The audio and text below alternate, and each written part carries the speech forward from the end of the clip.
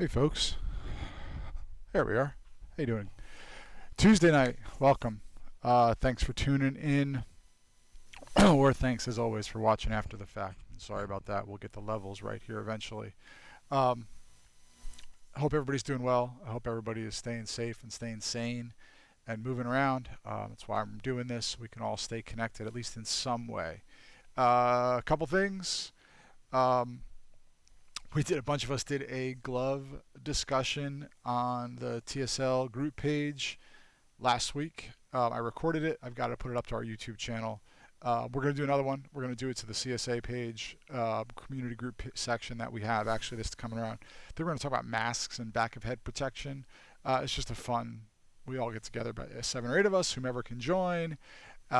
Drink a little bit, talk a little bit about gear, and kind of just open to any questions you guys might have because we stream that live to Facebook. So we'll start doing that again, and we're going to pick that up, I hope, maybe later this week. I think this weekend.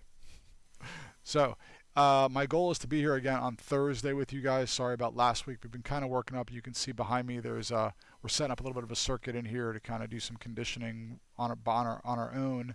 There's a few of us, the instructors, that come in and on our own kind of do stuff like I'm doing here. As far as reopening goes, right, we see in Ohio a lot of stuff's happening. Don't know how fast we're going to move once we get the go-ahead, but I did put it out in the email. So if you're not on my email distribution list, I send one a week. That's it. Actually, I didn't even send this week's out yet. Let me know, please. Message me here, shoot me a DM somewhere, a PM somewhere, and I'll get you added to that. But essentially what we're going to do is we're going to limit our class sizes to no more than 8 people plus 1 instructor. We're going to have our classes be an hour long, right, where some of our classes were an hour and a half for the LED sabering and a little longer in the HEMA space. We're going to offer multiple classes in an evening. So at Tuesdays, for example, we'll probably offer a 6:30 to 7:30 and an 8 to 9. Or a 6 to 7 and a 7:30 to 8:30, something like that. Give ourselves a little gap in between. I don't expect the same person to sign up for both classes. It'll actually give us a little bit more opportunity because it'll have a little less crowd in here at the time, so it'll actually be nice. And I think it'll work out well. That's an online scheduling tool. You have to schedule through that. We've got all kinds of policies and procedures we've put in place already that we're continuing. We're going to try to make it as more than we can do, right? So I'm not sure when that's going to happen. Maybe June. We'll see, right? Still early May, so still a little ways out. I'd love to say June 1st. That might be a little premature, but we'll see, right? I do think I'm going to start some one-on-one classes in the next 2 to 3 weeks. So if you're interested in that, I'll be reaching out to my usual one-on-ones that I have and letting you guys know for those that might be watching this. But if you are interested in doing a one-on-one with me, that sounds great. Let me know. I usually do a half hour a week on one-on-ones, and it's just dedicated, focused time. We structure the class based on what we want to cover in that day and where your headspace is at.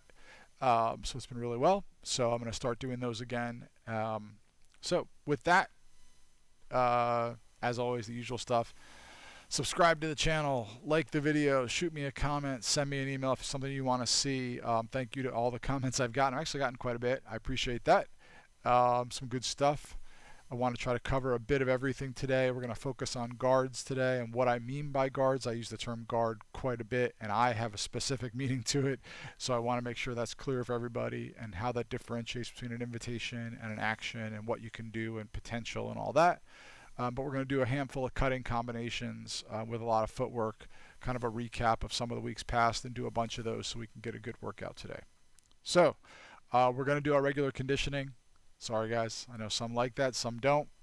Tough. Do it. You'll appreciate it. You'll get better for it. And hopefully if you've been with me the whole time here, you've actually feeling that these are a little bit easier for you to do now. So we'll start off with our normal sun salutation we do before every class. We'll do some jumping jacks, push-ups, sit-ups, our footwork, and then we'll work into some cut combinations. So with that, let's do our sun salutation. Feet shoulder width apart, nice and relaxed and loose, up to the ceiling.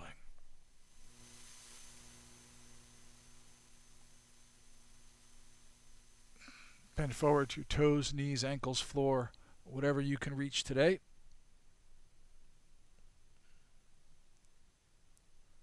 Walk forward into downward dog. Push the backs of your heels towards the floor. Really stretch the backs of your legs. Keep your core nice and tight. Dive down and roll up. Oh, push-ups are going to suck today. I did a workout yesterday too, so oh well. Up into plank. Left foot up. Get a nice stretch. Back. Right foot forward. And back. Chin to your chest, head between your arms. Back up into downward dog. Walk it in. Stay on your tiptoes and stay in a squat. Roll up to the ceiling in your tiptoes the whole time. Slower you roll, the harder it is. And the better you work your stabilizers. Wobbling is a good thing, as I always say. That means you're getting more aware of your body and down to your sides. I said this in the yoga class earlier tonight. Finding out what you can do and your limitations is a good thing, right? That's making you aware of your body, right? Your system and what you can handle and what you can't. And where does that hurt? Like tonight, my calf is killing me for some reason. I don't know why. Didn't pull it, haven't done anything. I pulled it enough times, but I didn't pull it. So I don't know what's happening, but I can feel something's going to pop at some point, just the way it feels, right? Start to get aware of your body, right? If you're doing push-ups later and you can only do 15 of the 20, that's okay. Don't go past that. Push yourself, but don't overexert yourself. Start to become aware of what your body is telling you. Connect that mind to your body and you can start to grow and start to develop. You'll start to find, yeah, I got to work on this. There's something wrong right here. Okay, cool. And you start to connect those pieces and you'll start to realize that you have better understanding of how your body's operating and where the quirks are that you need to fix. We all have quirks. All right, so with that, let's do 25 jumping jacks. 20 push-ups, 40 sit-ups, and I'll come back in between each one. I'm going to shut my mic off so you don't hear me grunting and groaning while I'm doing this. So, ready? Go.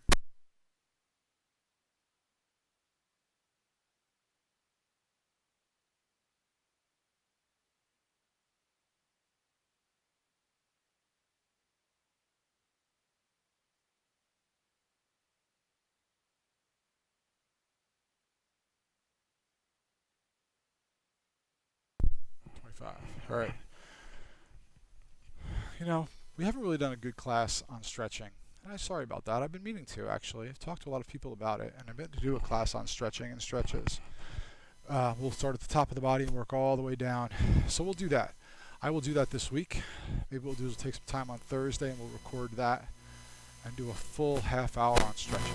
Right? So I will do that. It will come. Let's go down and do some push-ups. 20 push-ups, your pace.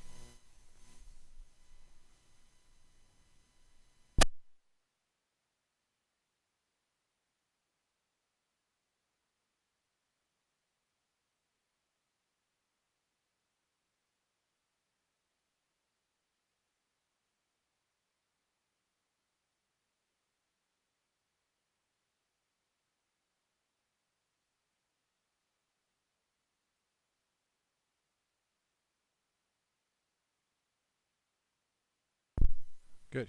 Got to make sure I don't flip the wrong switch like I did, I think, a couple Thursdays ago. Sorry about that.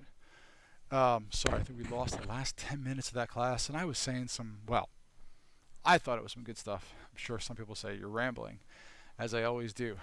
But sorry about that. You can follow the movements at least. And we did close that class with our 1.5-minute plank like we're going to do today. So 90-second plank. All right. Sit-ups. 40 sit-ups. They could be crunches like I'm going to do. You can do obliques. You can do standard sit-ups. Just please, please, please. I'm going to say you don't need to go all the way flat and all the way up. Get in that sweet spot, right? 3/4 down, 3/4 up. Get in that sweet spot, right? That's where you're going to engage your core the entire time. Right? So I can't do this with the mic pack on. 40 sit-ups, your pace. I'll come back on in a moment.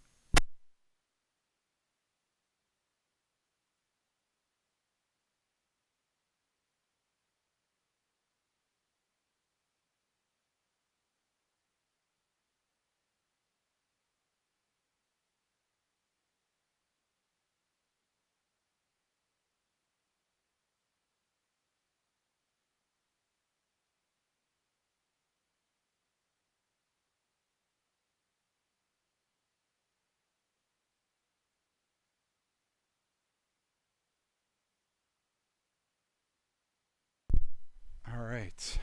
Take your time, finish up. So thanks to Tanner, we actually have some battle ropes. You can see them over my left shoulder there. It's a heck of a workout. Highly recommend it. If you got an old rope somewhere, tie it around a tree. Sit in a nice squat, get a nice tension in your quads, tighten that core, lean into it, right? Start working the shoulders, just like our cuts, right? Our cuts come from the shoulders. Move these from the shoulders. Then we do cuts from the wrist. Move it up and down with your wrists, right? Really good workout. I've never done it before. I have no idea the workout routine. I did 50 per arm. So 1, 2, 1, 2, 3, 4, 50 of those. Both shoulder and forearm. Great workout. 3 circuits. We have a little 8-station circuit drill we're kind of doing. We're going to take this into the classes too. I'll probably offer a conditioning class, not the yoga class, a conditioning class. Actually, there's 9 stations here, and since we're limiting the class to 8 people plus me or whomever's teaching, that's 9. Everyone starts at a station and you rotate. Right? We may do it 30 seconds per station. We may do it number of reps per station. Haven't quite figured it out. Probably do 30 seconds. We got the Tabata timer on the clock here, so we'll use that. So look for that when we reopen as well. Again, all of this will be up in an online tool. It's called Schedulicity. It's a great app as well. A lot of gyms and clubs and places use it around the world. I've actually played with it quite a bit. They're awesome. They don't, they're taking care of the business owners for the next few months, which is great. It's a really simple, easy tool. It works pretty well. So I'll send that a link out via email to everybody that I have your distribution for. Plus, I'll put it in the groups for you guys to add yourselves to that. It's a great tool, and it'll really help us organize and manage class attendance. So let's do some footwork. Right foot forward, left foot back.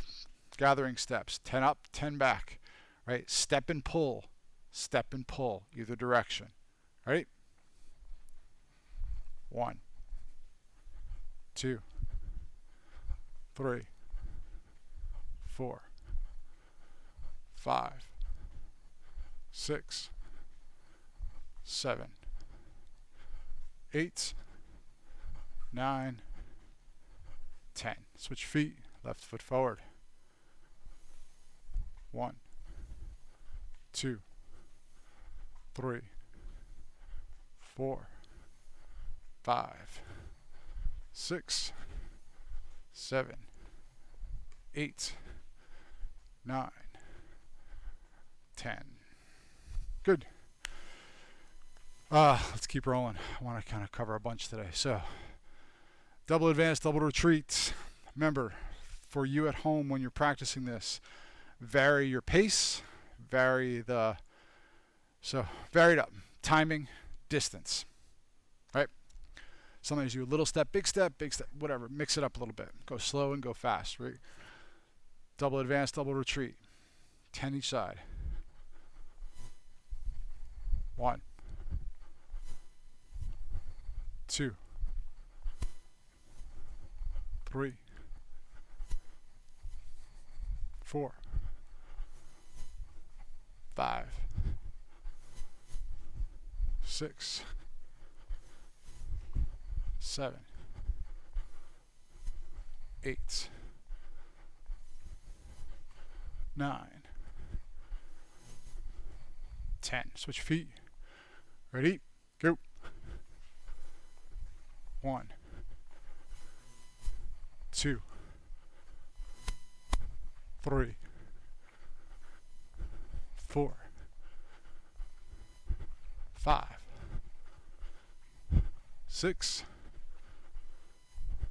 7,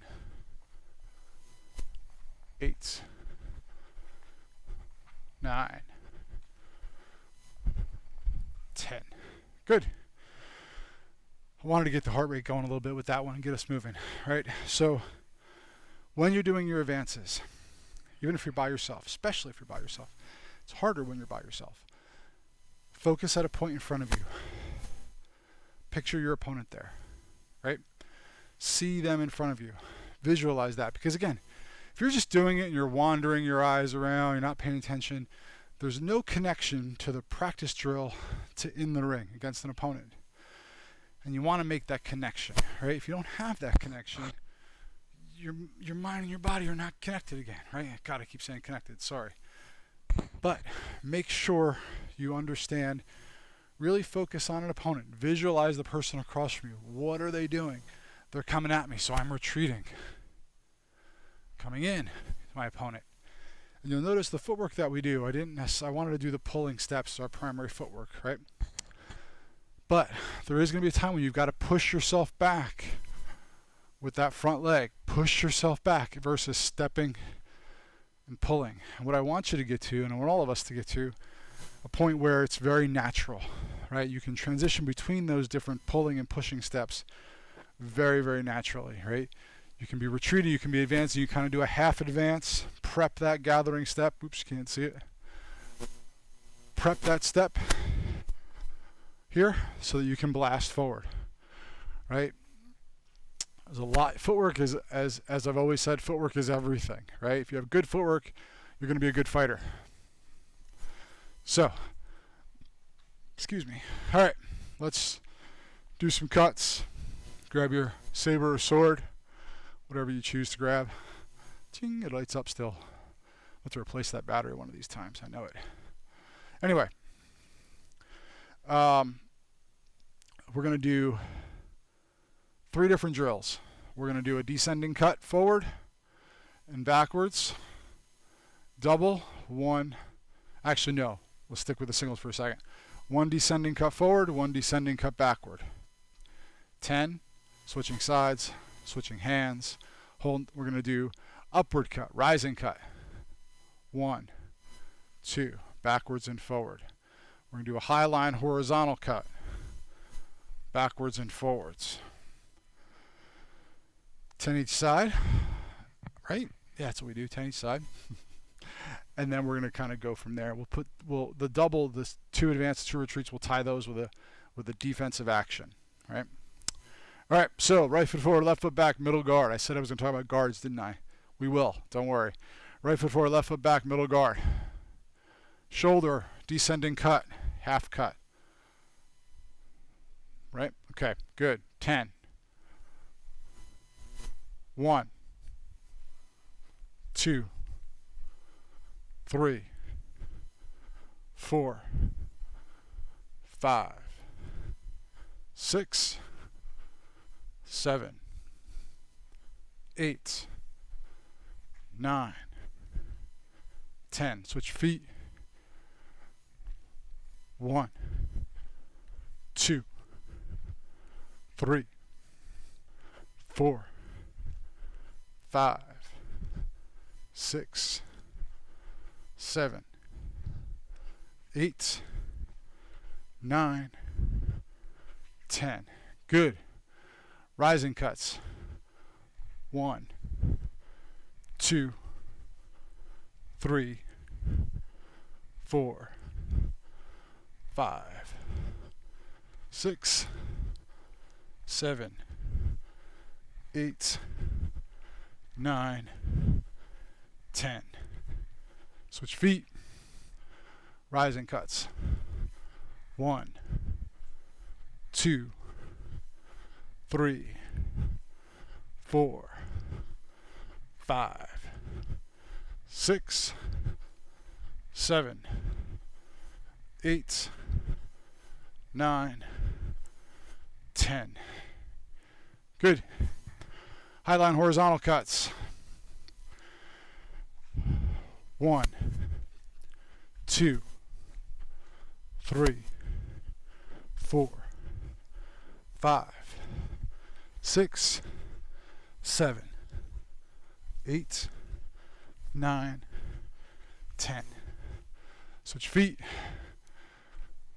1, 2, 3, 4, 5, 6, 7, 8, 9, 10.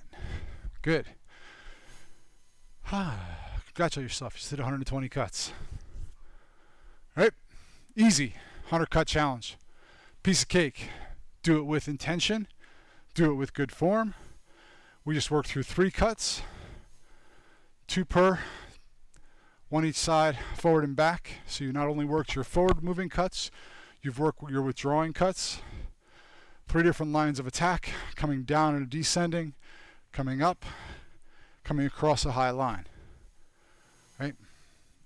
Right foot forward was 10, left foot forward was 20, left foot forward was 20, 10 up, 10 back. So that's 40, switched, 80, 120. So congratulations, 120 cuts, 3 minutes, nothing, right? Okay, let's do some combinations. I want to talk about the defense a little bit. I'm going to really generalize here for a second, right? There's 2 general schools of thought. There's the I'm going to make myself an opening and take the initiative and take the aggression and push forward into my opponent.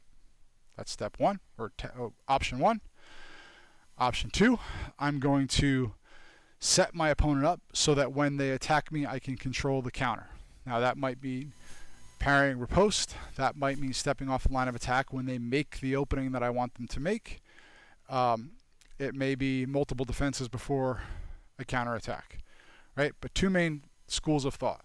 The first school of thought is I'm going to make an opening, right? I'm not going to wait for my opponent or bait them into me. I'm going to take an attack and go. Second school of thought is I'm going to give my opponent an incentive to attack me the way I want them to through an invitation. And from their action, I'm going to respond with an attack, or respond and attack, right? So you can respond with a parry of their action and counterattack. You can respond, again, attacking the opening they open when they do the attack.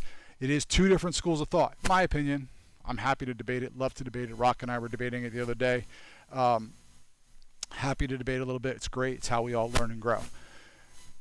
So what we're going to do now is a 2-step forward, 2-step back, double retreat, double advance with a cut and a block. So I'm going to do this with the defending action. The retreating actions are going to be defensive techniques, offensive techniques moving forward. So we're going to do retreating, 2 retreats with an inside middle block to each inside block to each side, counterattack with a descending cut. So again, we're going to do 10 each side. But what I want you to start thinking about is, again, envision that opponent across from you. And what are they doing? How are they attacking you? How are you defending, and what are you waiting for? And then someone will say, why do we throw in 2 cuts? Why would I ever just throw 1? Never throw 1 attack, right? If you throw 1 attack, there's a higher probability that attack's going to fail. And then what happens? Your body's gotten so used to throwing 1 attack, you drop into defense mode, or you drop into a relaxed state, and you're vulnerable, right? So never throw 1 attack, right? Especially at practice. Practice, you should be throwing 2, 3, 4 attacks to get your head into that space, right? So right foot forward, left foot back, middle guard. Step back inside middle, step back inside middle, step forward, strike, strike. 10 of those. 1, 2, 3, 4, 5, 6, 7, 8, 9, 10. Good. We're not going to switch sides because we do that as we walk back with the 2 steps, so there's no point in switching sides there. But next I want to do Highline defense, so high block, inside and outside high block, retreating, counterattack, strike to the head, strike to the head, right? Double attack to the head. It's not an attack you see a lot of people throw, a double descending attack. It's actually quite awkward, but it is a good tool to have in your toolbox. So the more you can practice it, the better you'll get at it. Right foot forward, left foot back, middle guard. Step back with the right foot, inside high block. Switch inside high block. Strike, strike. So we're going to strike, wind, strike. Ready? Strike, strike. 2, 1, 2. 2, 3, 4, 5, 6, 7, 8, 9, 10. Another 40 cuts, by the way, between those two. So now you're up to 160. I don't think we'll hit 500 today. We'll hit over 200 easy. So a couple things to look about there. We've been going very linear, right? And as we're doing this, I want you to realize that we're going to start going off to the angles in the next couple drills. So we're going to step off, strike, step off, strike, right? We're not going to do it back and forth. We're kind of make this triangle across our bodies for the strike. So here's what I want us to do. We're going to mix it up a little bit. We're going to go high outside block, right? High outside block, turn strike. High inside block, turn strike. Okay, so we're going to do 10 of those each side. Ready? 1, 2. Now, pause. Look at my rear foot. I close the line here and I'm doing almost a box step. I'm doing exactly a box step. I'm making a box. Right? I don't necessarily want to do that. Step, strike. Well, in this I kind of do. Sorry, guys. So when you're stepping out, clear that line, strike. You want to move across. Then we're coming back to the opposite side, striking. Right? It's a good drill to get your body moving back and forth. So where were we? I don't care. We're going to start over. All right, ready?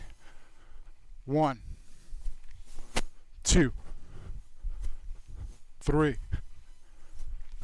4, 5, 6, 7, 8, 9, 10. Good. Realize what I'm doing, right? Parrying. More of a hanging parry, so the blade slides off when it connects. Blade connects, it slides off. If I parry with my point up, where is their blade going to slide? Down onto my hands, or the area of my hands, which is where my head is, regardless of whether I have a handguard on my weapon or not, or quillins or whatever. So I always want that angled away so it slides off. Then what am I doing? Pulling the lever, pointing my lead arm to my opponent. My lead arm goes from here, here, here, here. Back arm pulls down as my lead arm goes forward. So it brings that very energetic movement, whippy movement. I don't want to say whippy because it's not being whippy, it's a cut, right? You're using good structure by doing this. Right? Cool. Awesome. Let's keep rolling through a few more of these, right? I like these. Let's do, let's see here. Highline block. Highline block. Step back strike. We'll try that. No, let's not do that. Highline, step out. My head's in a weird place today. Sorry. Just one of those days. I'm sure we all have them. I've got one today. When in doubt on what to do next, do push-ups and sit-ups. Sorry. Put your sabers down. Put your swords down.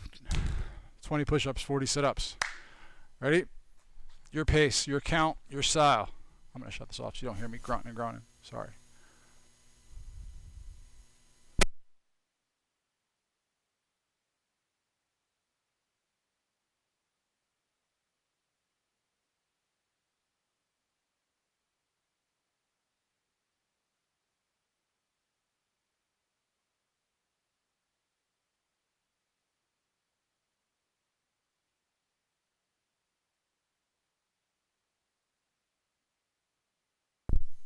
A lot of push-ups last few days. All right. Good. Long hair. Getting used to it. All right, sit-ups. 40 sit-ups. Your style, your pace. Ready? Oops, where's my off switch?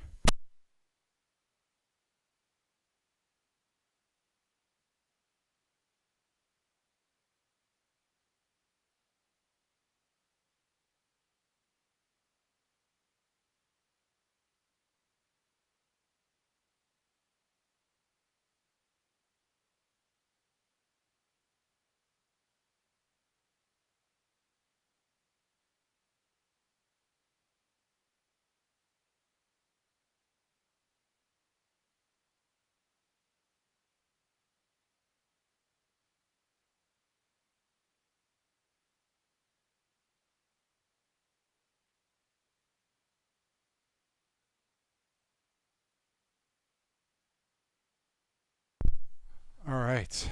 Whew. Let everybody finish up for those that aren't finished yet.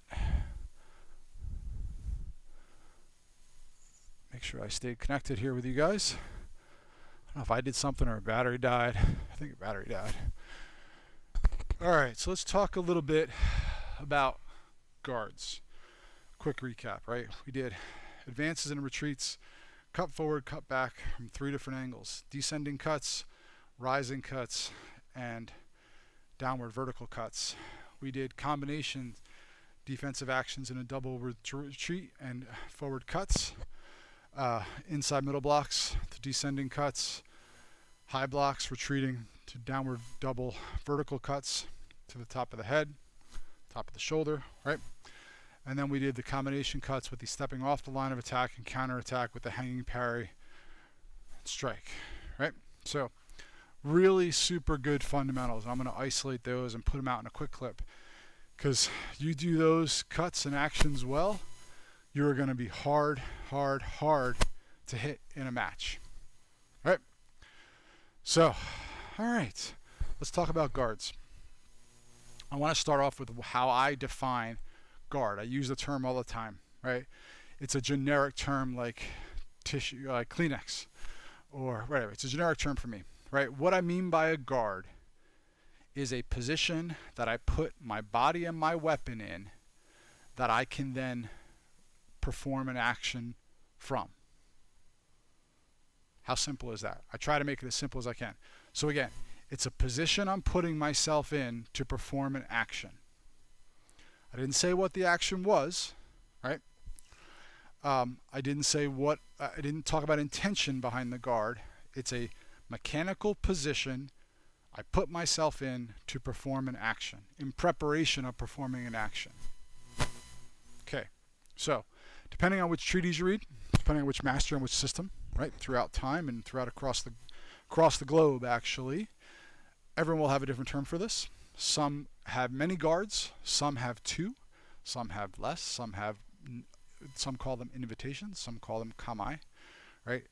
Again, I'm boiling all of that down into a position you can be in that will allow you to perform an action. I think that's what I said. All right. So from that, right, I want to be able to be in, we've got a set of guards that we've taken in from a number of different systems and we've codified into what we teach for LED sabering that allow us to do things. Some of those things are defensive actions. Some of those things are offensive actions. Depending on your perspective, some people consider defense offense, right? So there's all these subtle esoteric stuff, right? Little nuances of terminology. I kind of like to break things down into the fundamentals. I think that for me, I'm 2 + 2 = 4. I'm going to memorize that, and I'm going to understand how and why 2 + 2 = 4. But if I don't get it first, I'm going to always worry about what it adds up to and try to figure out I'm never going to be able to fully comprehend it. I'm a little old school that way. It's not the new way they're teaching math these days. And I'm a firm believer in comprehension and understanding why, right? And understanding connections. But I'm also a believer in you got to have a foundation, and that foundation should be in the back of your brain and always there and always in your memory, right?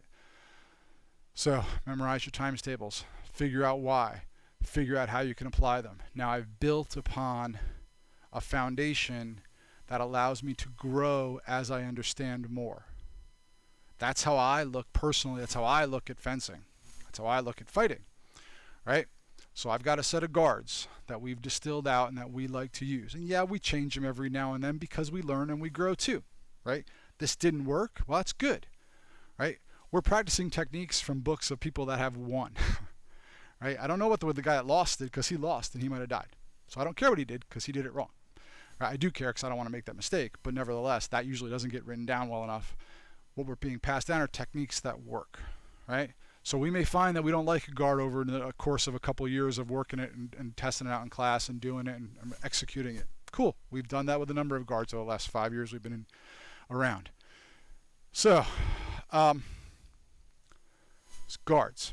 We've got 8. I've worked through them. We'll go through them now again. Again, it might be 7, it might be 9 next month. I'll let you know if we change it. Be here or not, you'll see it in person. What can you do from those guards, right? A lot of things. I can encourage my opponent to attack me if I want to take the approach of that option B approach we talked about earlier, where I am responding or giving my opponent an opportunity to do something that I can then respond to. Or I can use that guard to execute an attack and take that option 1 that we talked about, which was I'm going to make my own opening, or I'm going to take advantage and take the lead in the encounter. So let's go through some guards. Middle guard, again, simple English terminology. I can equate these to a German system. We can equate these to a Japanese system. I can equate these to an Italian system, right? Simple English terms. Are there differences based on the master? Yes, there are. Sorry, I'm trying to cover everybody's questions that I always get. I love them, so good on you for asking them. Right foot forward, left foot back. My approach, equal weight distribution to start off with. You will find a moment when you have to be weight forward or weight back. That's okay. Start off base and balanced.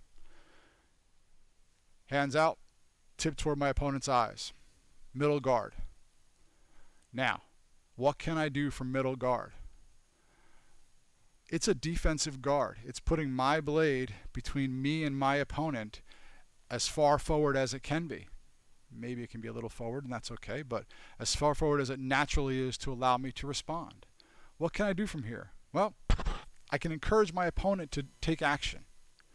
I can be out here where they can engage my blade, they can beat my blade or engage in opposition and push my blade to a side, or they can move to one of my other open lines, right? So I'm giving them 2 potential openings for them to take from middle guard if they don't want to come straight in.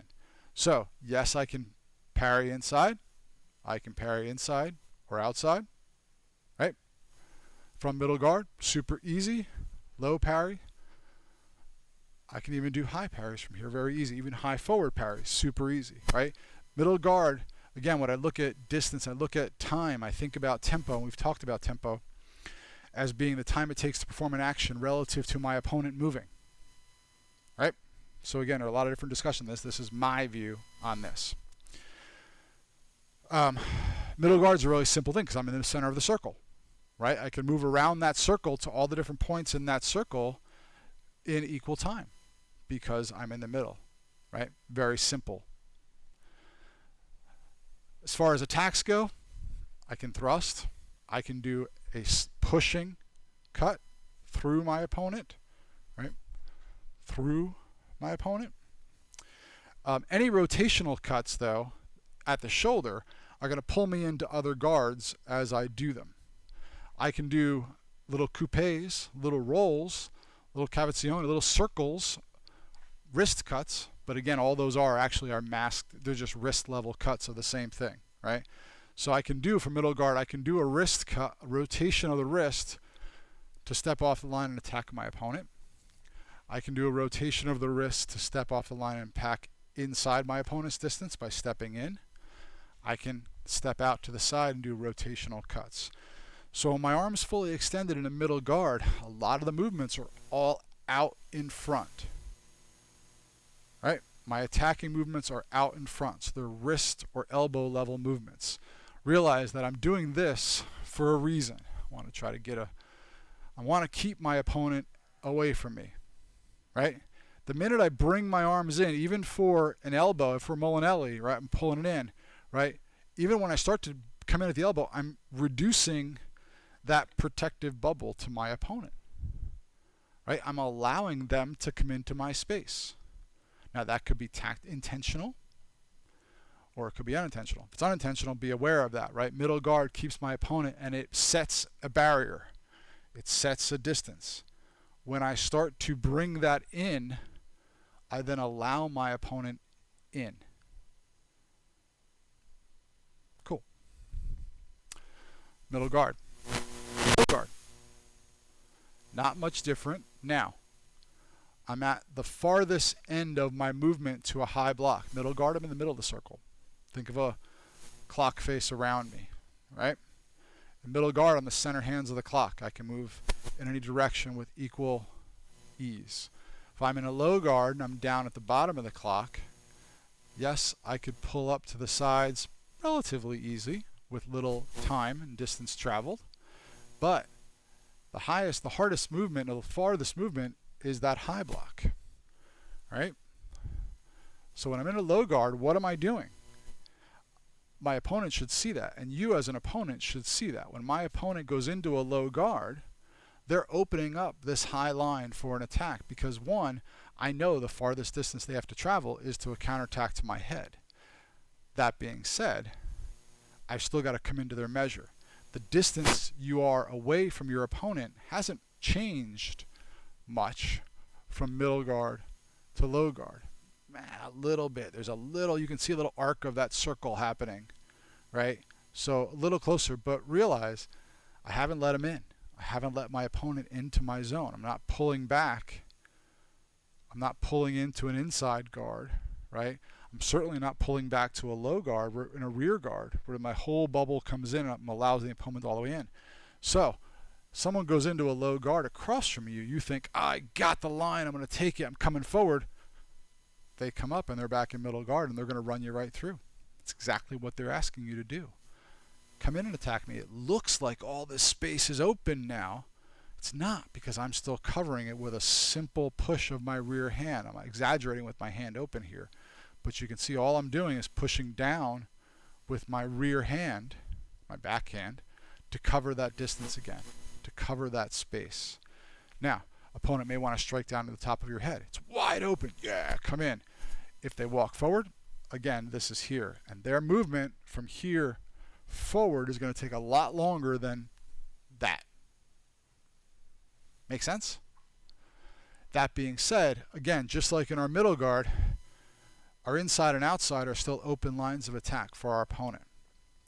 So again, we have to expect a smart opponent is going to use an open line of attack to come in and attack us. So two guards, middle guard, low guard, both create that same barrier in front of the body. Both are very defensive positions. Low guard gives the illusion to our opponent that my high line is open. And certainly if they take an outside angle of attack to that high line, yeah, they're right. It's the farthest I have to travel with my blade for that counter. That being said, I know that. I am expecting them to do that. So in my head, my body is already primed to do those defensive actions if that's my intention, right? I'm going to take that approach because that's my baseline, right? So from a low guard position, not only, again, I call it a guard, right? I could in this situation, I could replace it to an invitation, because what I'm doing is I'm inviting an attack to my high line. Where it's a low guard, it invites a high line attack.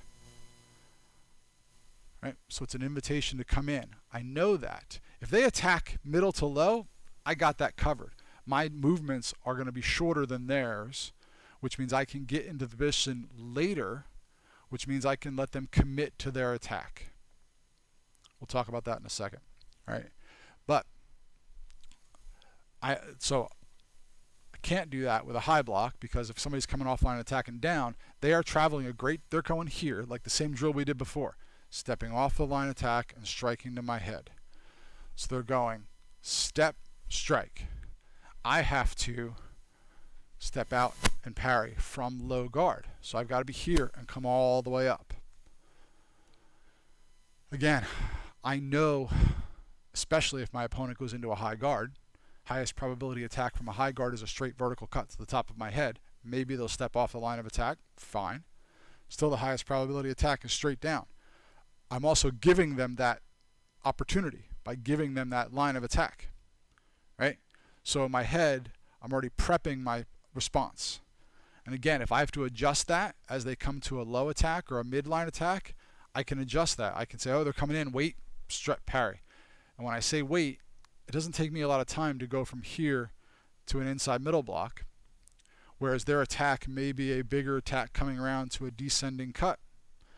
I want to wait. I want them to commit to their attacks. I want them to travel that attack as long, parry.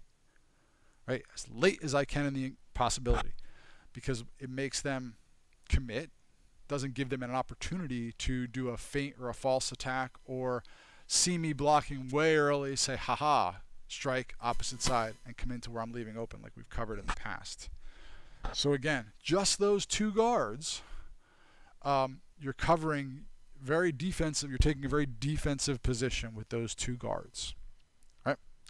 I would argue that a high forward guard here, right, where my arms are in, I'm creating less of a bubble. Look at where my tip is. Look at where my tip is, how far it's gone. Maybe on the tip of the sign there, as you can see that in the video, all the way out to the heavy bag, right? By doing that, right, even though it's a very defensive position, I've shortened my bubble. I'm allowing them to be closer to me than I am in the past, in the other guards, right? So I have less time to respond. I'm controlling time. I'm controlling space. Time, yeah.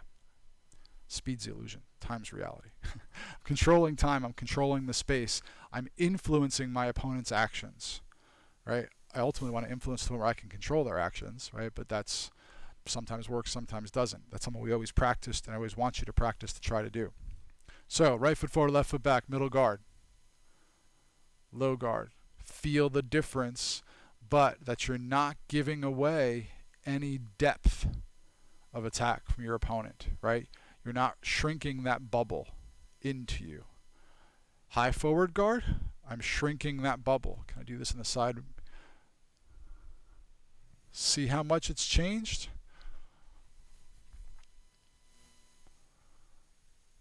Right? Still a good bubble in front of me, arm's length out, right in front of me, but realize the potential that's there, right? You are allowing your opponent closer to you. If they come out and really extend, if they do a lunge, right? Look at the distance that I can get. I'm going to go back to what I think is the back edge of that camera, put my back foot there. If I lunge, I'm going to get, I hope, quite a distance, right? If I just lower that down, it is in front of this line. So I've just traveled 8 feet from my back foot, right? So your opponent can travel a good distance. That's no step, right? If I take a step and then a lunge, I could almost travel 12 feet in one step from the point of my blade to my back foot, right? So realize you and your opponent can travel great distances with very little effort. That's why when we say here out of measure is 3 strips away, and that's 12 feet. If you're both starting with your lead foot on this strip and you're 12 feet apart, so essentially the view in that camera, right, from here all the way up to an opponent here, that's out of measure. It's out of frame too. It's interesting. We'll have to use that at some point. I like that. Because either one of you steps forward, you're in measure and you can hit each other. Right? So you can travel a great distance with very little effort, especially with a nice sword in your hand. So realize that the forward-facing guards, right? Any guard where you have your blade pointing towards your opponent, they are defensive guards. Even if they're an inside middle guard, right? Very similar to the high forward, right? Matter of fact, my hands are in the same exact position. So if I look at, maybe we'll have to do this. I kind of like this. I didn't think about this before. But if we look at zones of defense, availability, I'll come up with a cool term, right? Or I'm sure someone's come up with a cool term. Forward, middle guard, low guard, out keeping our opponent away. Inside, or a high forward guard, inside middle guard, right? Both at the same level, and they're closer than our forward guards, right? Then we get to the next set of guards. So if we have two here, we have two here, we're going to get to, I'll say 4, but actually 3 right tonight, that are going to bring that center of availability of bubble right to our body, right? So, again, middle guard, low guard, forward high guard, inside middle guard, right? Let's go right foot forward. Now again, my dominant leg is back.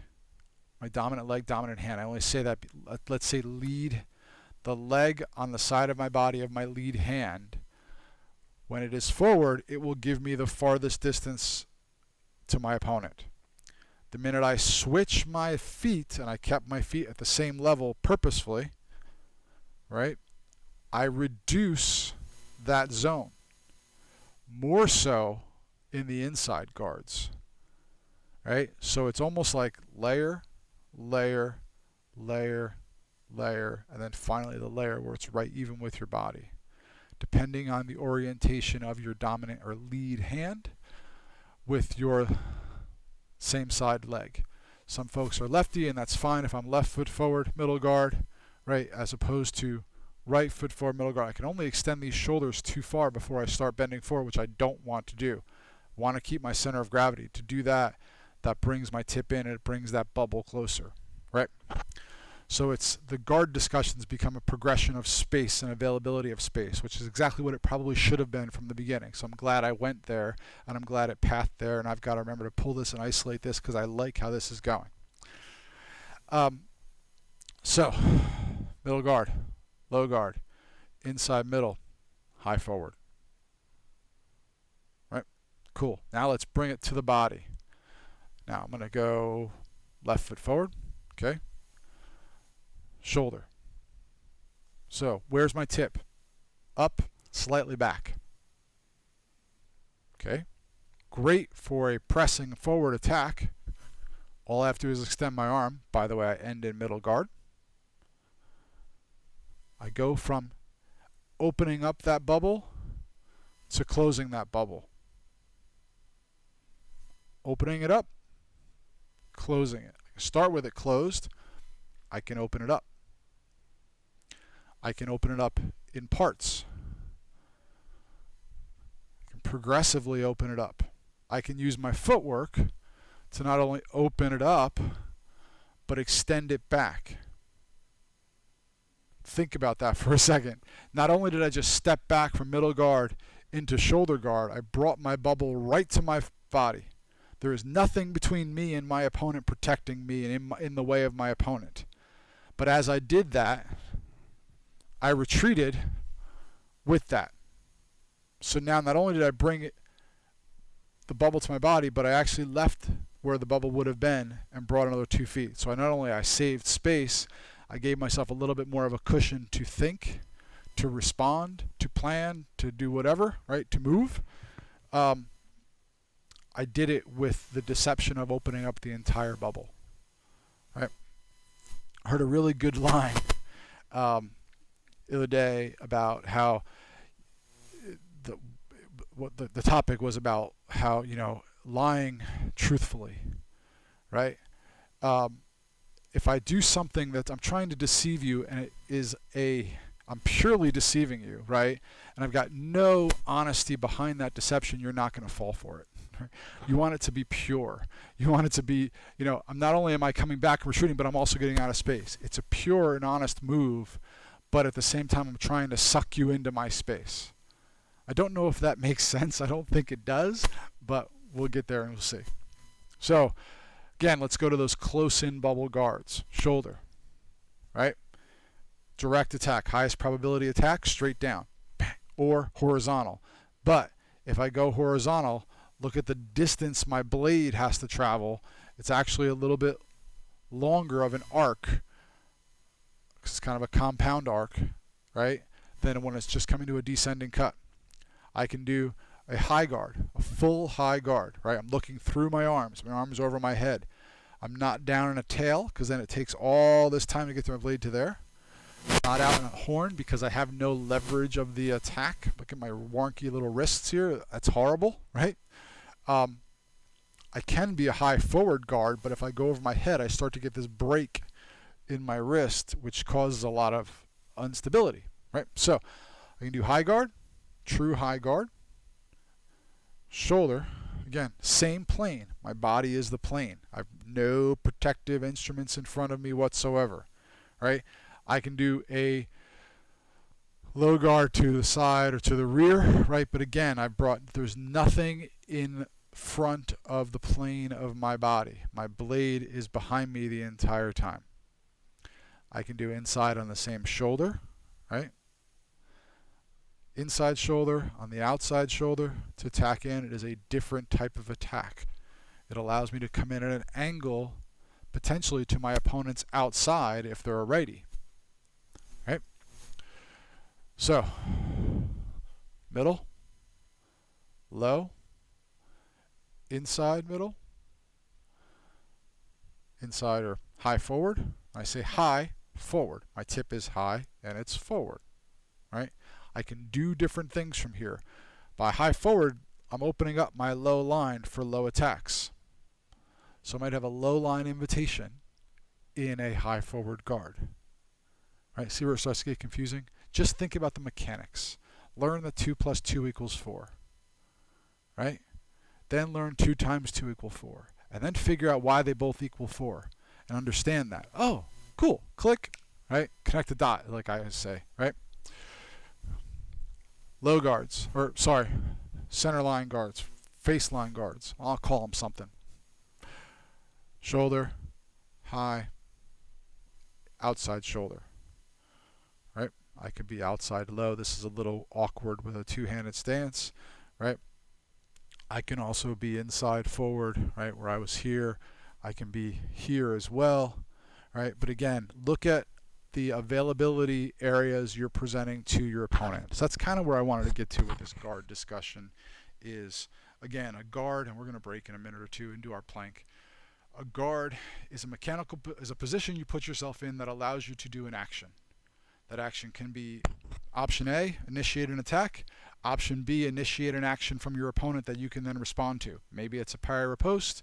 Maybe it's a step off the line attack and attack the opening they're giving you by their attack, right? There's a lot of different options there. But again, a guard puts you in a position to do certain things. And what I want you to play with, so here's some homework. We might not be in this class on Thursday, so I want you to do some homework. Pick a couple guards. See what you can do from that guard comfortably.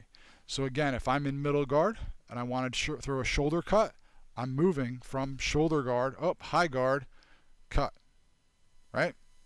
So what can you do from that guard, native to that guard, right, that allows you to take action? Middle guard, I can step off the line of attack, parry. I can step off the line of attack and throw a direct attack. And again, my opponent should be coming forward.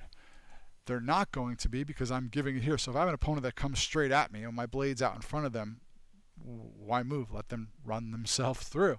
Right? So they're going to step to my inside or they're going to step to my outside. Let's just look at this for a second. If they're a right-handed fighter and they are across from you, right foot forward, left foot back, just like you are against them, right? Their outside is my inside. Their inside is my outside. Sorry, had to say it like that. Right? So if I'm across, I want to step. I'm either going to do a gathering step to attack my inside, or I'm going to do a passing step to attack, and it's going to be my outside. Right? So if my opponent is right foot forward, they're either going to step with their front foot to attack the inside line that I'm giving them, because again, I've got my guard up. So they're going to do, remember, their right foot forward. So they're going to do a gathering step to here. I'm going to try to back up a little bit so you can see that better. They're going to do a gathering step to here, or they're going to do a passing step to here. Think about those two movements when we do them. When you do them, a gathering step is shorter, but it's quicker because you're moving less time and less distance. Right? A passing step will gain you more space. It's like throwing a cross. It's going to give you more power potentially, right? But it does take a longer path to travel because my back foot's traveling a farther path. So they're either going to do a gathering step to your inside or a passing step to your outside. Okay. Inside, middle. So if they're doing if I see them coming forward to throw and they're doing and you can watch somebody's body language, right? You can see their weight shift, right? If I'm doing a passing step, I'm going to lean my foot onto my front weight so I can get this foot moving. See my foot move, my body shift so I can step forward. If I'm going to do a gathering step, I'm going to put my weight to my back foot and I'm going to step forward. So if you watch how your opponent moves and preps their attack, you'll get better insight into what attack they're going to throw. Does that make sense?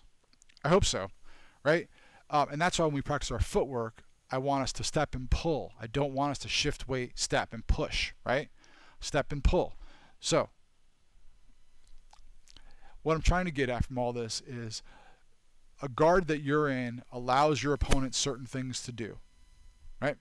If you're depending on the guard your opponent's in, they can only do certain things based on the openings you're giving them. If you want to encourage your opponent to attack your outside and do a passing cut, maybe I'll go in an inside middle guard here where I'll close that inside line with a forward middle guard. That way, he doesn't want to do the gathering step. He wants to come out here. Oh, good, because that's what I want, because all I have to do is step and a little tiny movement to parry that, and now I've committed to a counterattack that's right there. I may be able to just ignore that counterattack, step into their space, and strike them as they're stepping forward. So you got a ton of options once you start connecting the dots between the guard that you're in, the physical position that you're in and your blade is in relative to your opponent, and the physical position that they're in relative to you. I hope that made sense. I'm going to try to isolate a few of these and put them back up so you don't have to listen to the whole thing. But again, it started about 8:30, so or 7:30, so you got about a half hour to listen through this. I think that's not a bad little listen. Let's do our minute and a half plank. Yeah, I know. I did this yesterday too, and I'm dying here. So we'll do this again. So, all right, ready and up.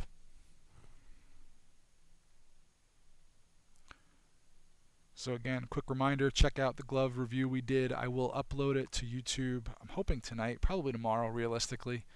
I'll upload that to YouTube. We're going to do a mask and back of head protector review this weekend.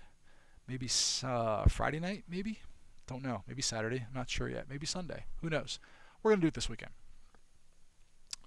Ooh, I forgot where we started. I think it was 40 seconds after the minute. All right. So, that being said, we are at about, what is that, 40 seconds right now, almost leading to 50 seconds. So, keep it going, keep holding. Go all 90 seconds here, folks. You can do it. I know you can. And we're about to approach a minute, so that was quick. For those that want to connect, Sunday nights, 8 o'clock, we do our just general chat. Actually, we didn't do it this week. Ooh, wow, I totally forgot. No one pinged me either. That's because we did the thing on Saturday. So, but we'll do that again this Sunday. I like it. We're just connecting with each other. And again, watch for my email. I'll send one out in the next day or so. Just want to give you guys an update as to how things are progressing. And we're at another 10 seconds, and we're at a minute and a half already. That was super quick. Can we go longer? I think we can. Let's go. There's a minute. There's 90 seconds right now. Let's go another, I don't know. Let's try to go 2 minutes. We can do it. Come on. 20 more seconds. 20 more seconds. That's it. You can count down yourself, right? Yeah, my arm's really sucking. They really hurt right now. 10 more seconds. 9, 8, 7, 6, 5, 4, 3, 2, 1. Good job. 2 minutes, right? And if you didn't go the whole 2 minutes, how far did you go? Good. Good job. Recognize that you stopped for a reason. Ask yourself why. Figure it out. Cool. All right, I'm exhausted. My arms just gave out. Okay, cool. Where hurts the most? Front of the head of your shoulders, middle head, rear head, chest, back, abs. What hurts? That gives you some clues into what you can start to work on and grow and improve. And if you have any questions about what you can do for those, hook me up. If I don't know, I'll get somebody that does. Right? I don't claim to have every answer. And when I don't, I will absolutely get somebody who can give us a good answer here. If you have any ideas, anything we haven't tried, hook me up, hit me up, give me a message, and we'll talk through it. Let's close out with our sun salutation. Up to the sky. This is a good stretch. You should feel this all in through your lats. Down to the floor, knees, ankles, toes, whatever you can reach.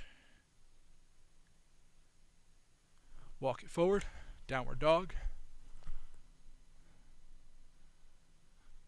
Dive down, roll up. We're going to go right back into downward dog, chin to your chest, head between your arms. Push yourself back, stretch the shoulder, upper back, and backs of legs. Walk it in, stay in a squat. Roll it up, nice and slow. Hear my knees crack as we do this. All the way up. Stay on your tiptoes. Reach up to the ceiling. Stay on your tiptoes. Out to the walls. And down. Nice job. Thank you for tuning in or watching it after the fact. I appreciate it. If you have any ideas or suggestions, hit me up. I'm happy to add it in. Hopefully we'll all see each other face to face pretty soon. Soon enough, right? In a safe way, and we can start crossing blades again. I know it's all we've been all wanting to do, so I'm jonesing for it too. So I'll talk to you all soon. Thank you all very much. If I don't talk to you this week, have a great week, and we'll see you when we see you. All right? Remember, subscribe, like, send me a comment, forward it to your friends. Thanks, folks. Cheers. Bye.